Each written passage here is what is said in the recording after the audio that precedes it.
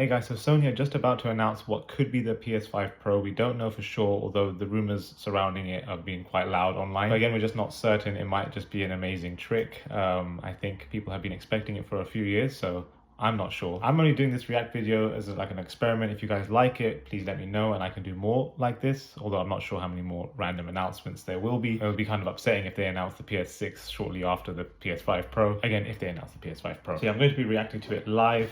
I'm not a gamer per se, although this pen from YouTube Gaming says otherwise. Once you have this pen, you are a gamer. I need to upload that video too soon actually. Yeah, it's going to be starting, so let's do this. I'm excited to be here to talk about the newest addition to our console lineup, PlayStation 5 Pro, and how it advances gaming technology. Wow, they finally announced it. When PS5 debuted in 2020, it brought a lot to the table. 8 Zen 2 CPU cores form the brains of PlayStation 5 and enable high-speed complex gameplay, with character counts reaching into the hundreds. Ray tracing allows for dramatic visual improvements, including I didn't think they were going to announce it straight away. I thought they were going to build up realism that comes into it, from real-time taking speed, resulting in ultra-fast transitions between game worlds. And data streaming rates so high that traversal speeds are essentially unlimited. Okay, I'm working on it. Sounds slightly like Ryan Reynolds. I don't know why I'm doing that. Finally, the DualSense controller has haptics that let you feel through your hands what your character is experiencing inside of the game. That looks awesome too. Creators have made amazing use of the hardware capabilities, but when I talk to them, I do hear about their desire for more graphics performance. The dreams of the developers are bigger than can be supported at 60 frames per second, and that leads to an aspect of modern gaming that we're all familiar with: graphics modes. It can be a difficult choice for players. Fidelity modes emphasize the visuals, typically through higher resolution rendering.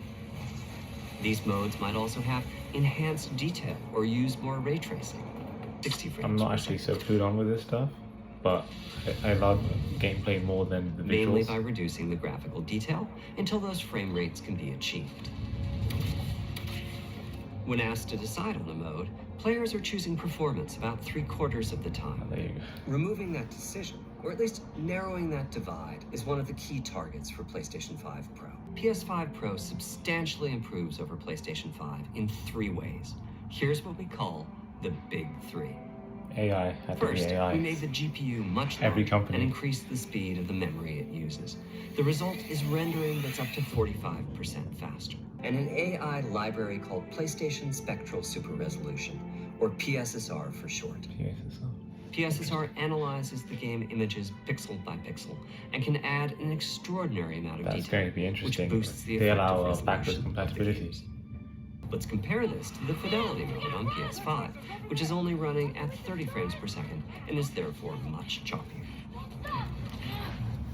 Impressive. This goal of delivering almost I've never played that. I think that's definitely one of the games I need to play. Has been achieved for a broad set of titles, including Marvel's Spider-Man 2 and Ratchet & Clank Rift Apart. We can see that PS5 Pro is close to doubling. It's a lot easier to see when you slow it down, otherwise it was hard to tell. Another way to compare the two consoles is to look at PS5. What we see here is a difference in detail. PS5 Pro is much sharper and crisper than PS5. That I can tell. For this, my favorite is the parade scene from Ratchet & Clank. Distant details are much clearer. And here we can see Marvel's Spider-Man 2 is noticeably higher resolution throughout the scene, including the trees and procedural cars, allowing Gran Turismo 7 to add ray-traced reflections between the cars in gameplay, while continuing to support their targeted 60 frames per second. Impressive. That boost in ray tracing is also delivering big wins for Hogwarts Legacy. Oh man, allowing not only for better reflections and a greater variety of reflective surfaces, but also for further realism in the casting of shadows. I hope you've enjoyed this run-through of the technology behind PlayStation 5 Pro. Simply put, it's the most powerful console we've ever built, and a worthy addition to the PS5 family. Let me wrap this up by giving you a quick look at a number of games running on the new console. GTA 6.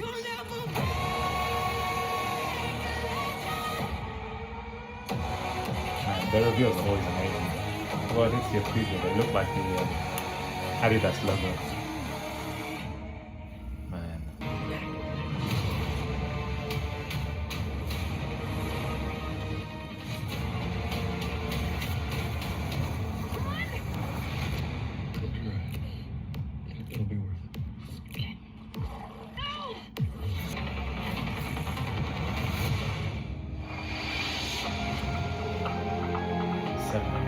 People thought it was going to be 6, 7, which is